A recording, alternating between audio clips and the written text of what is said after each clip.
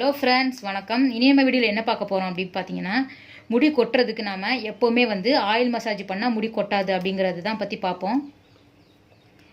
அந்த oil massage பண்ணும்போது நாம் அதிகமாக யூஸ் பண்ணுறது என்னன்னு பார்த்தீங்கன்னா, செம்பருத்தி பூ, செம்பருத்தி இலை, கருவேப்பிலை, கரிசலாங்கண்ணி அந்த மாதிரி பொருளை போட்டு தான் நம்ம ஆயில் மசாஜுக்கு ஆயில் ரெடி பண்ணுவோம்.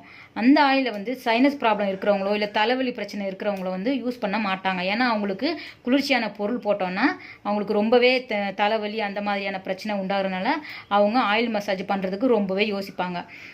அவங்களுக்கான ஒரு தீர்வு தான் இந்த நம்ம இன்றைக்கி பண்ணக்கூடிய ஆயில் மசாஜில் தேவையான ஒரு எண்ணெய் தான் நம்ம ரெடி பண்ண போகிறோம்.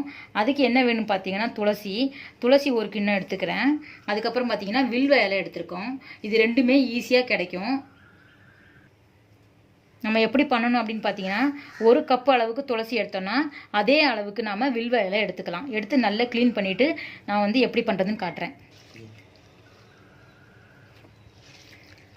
நல்லா க்ளீன் பண்ணிவிட்டு நல்லா பிழிஞ்சு எடுத்துகிட்டு, தண்ணி இல்லாமல் நல்லா பிழிஞ்சு எடுத்துகிட்டு இந்த ஜாரில் போட்டு நம்ம அரைச்சிக்கலாம்.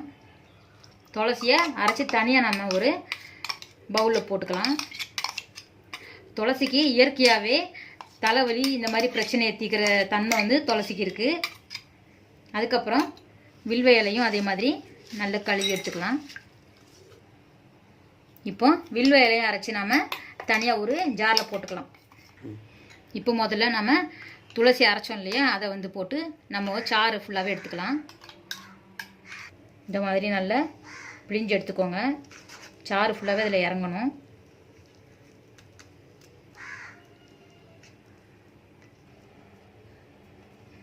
அதே மாதிரி அரைச்சி வச்சுருக்கோம் இல்லையா வில்வம், அந்த இலையில் உள்ள ஜூஸ் நாம் எடுத்துக்கலாம்.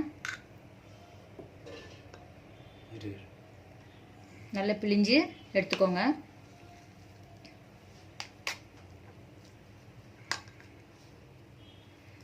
இந்த எண்ணெயை நாம் தலையில் தடவுறதுனால தலைவலி பிரச்சனை சுத்தமாக இருக்காது, முடியும் நல்லா வளரும். சைனஸ் ப்ராப்ளம் இருக்குது அப்படின்னு நினைக்கிறவங்க இந்த எண்ணெயை நம்ம தயாரித்து வீட்டிலையே ரொம்ப தாராளமாக யூஸ் பண்ணலாம். எந்த வித பயம் இல்லாமல் இதை யூஸ் பண்ணிக்கலாம். இதோட அளவு எப்படின்னு பார்த்தீங்கன்னா, இந்த துளசி இலைச்சாறு, வில்வ இலைச்சாறு தலைக்கு 100 மில்லி ஊற்றினீங்கன்னா தேங்காய் எண்ணெய் 200 மில்லி நாம் சேர்த்துக்கணும். நம்ம இது ஒரு மடங்கு இது ஒரு மடங்கு எடுத்தோம்னா இது 2 மடங்கு எடுக்கணும். அதுக்கேற்ற மாதிரி தான் அளவு. நான் இந்த அளவு எடுத்திருக்கேன். இதுக்கு ஒரு கிண்ண அளவுக்கு துளசி இலைச்சாறு ஃபுல்லாக இதில் ஊற்றிக்கலாம். எதில் நீங்கள் சூடு பண்ண போகிறீங்களோ அதுக்குள்ளே அதை ஊற்றிக்கோங்க. ரெண்டாவது வில்வ இலைச்சாறு அதே ஓரளவுக்கு நான் எடுத்திருக்கேன்.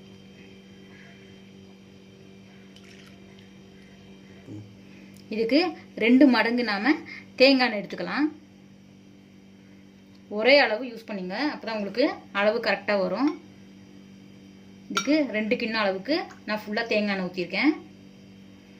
இப்போ ஸ்டவ் ஆன் பண்ணி நீங்கள் ஒரு பெரிய பாத்திரம் எடுத்து வச்சுக்கோங்க.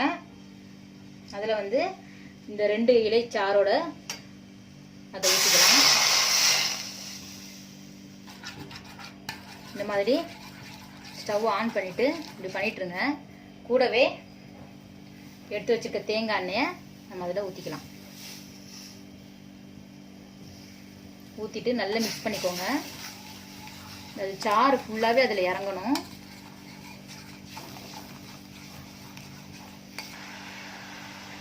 நல்லா கொதிச்சு வரணும்.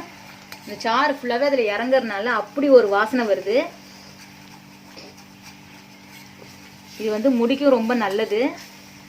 தலைவலி பிரச்சனையும் சரியாயிடும். இந்த எண்ணெயை போட்டு நம்ம தாராளமாக ஆயில் மசாஜ் பண்ணிக்கலாம். பார்த்தீங்கன்னா எண்ணெய் இப்படி தான் இருக்குது. இதை தாராளமாக நம்ம யூஸ் பண்ணலாம். தலைவலி சைனஸ் ப்ராப்ளம் இருக்கிறவங்க இந்த எண்ணெயை வச்சு ஆயில் மசாஜ் பண்ணிக்கோங்க. ரொம்ப நல்ல ஒரு எஃபெக்ட் கொடுக்கும். முடி கொட்டுறது ஸ்டாப் ஆகும், முடியும் சாஃப்டாக இருக்கும். நீங்களும் பண்ணி பாருங்கள். பார்த்துட்டு எப்படி இருக்குன்னு சொல்லுங்கள்.